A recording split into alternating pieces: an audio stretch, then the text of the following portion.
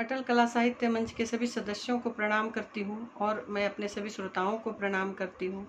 मैं रीना पांडे, रांची, झारखंड से आज एक कन्यादान का गीत लेकर आई हूँ। तो आइए इस गीत को सुनते हैं। अगर ये अच्छा लगे तो प्लीज़ इसे ज़्यादा से ज़्यादा लाइक, शेयर, कमेंट और फॉलो ज़रूर करें। धन्यवाद। तो आइए गीत की ओर बढ़ते हैं।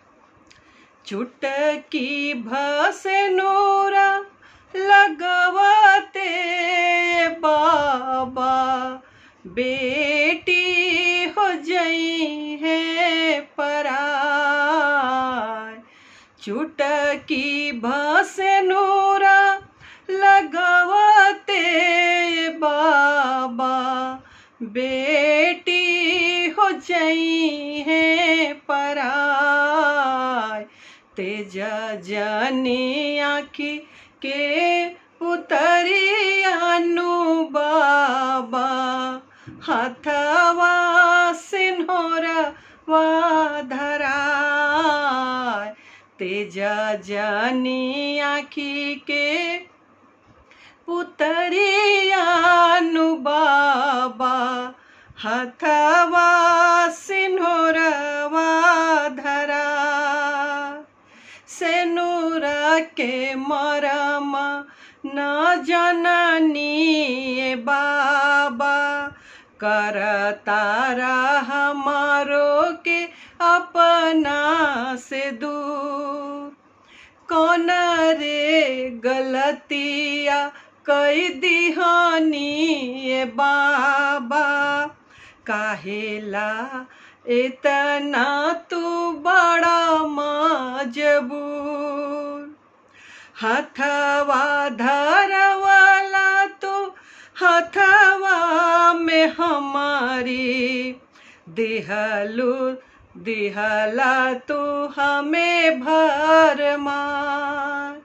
हथवा धरवाला तू हथवा में हमारी, दिहला तू हमें भरमार।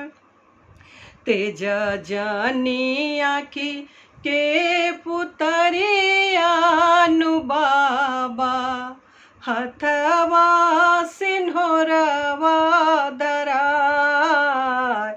तेज जनी आँखी के पुतरियानु बाबा, हथवा सिन्होरवा धराय। तेजे के रहे तो काहे सटला करे जवा, दूसरा से हथवा धराई दिहला। तेजे के रहे तो काहे सटला करे जवा, दूसरा से हथवा धराई दिहला। टुकुर टुकुर ताकता अंगना नयनवा, ए बाबा ऐसन सजाए दिहला। पत्थरा के कैला कर जवा हो ऐसन, ऐसन नेतिया तुहार। पत्थरा के कैला कर जवा हो ऐसन, कैसन धर्म तुहार। तेज जनी आँखी के पुतरियानु बाबा, हथवा सिन्होरवा धराय।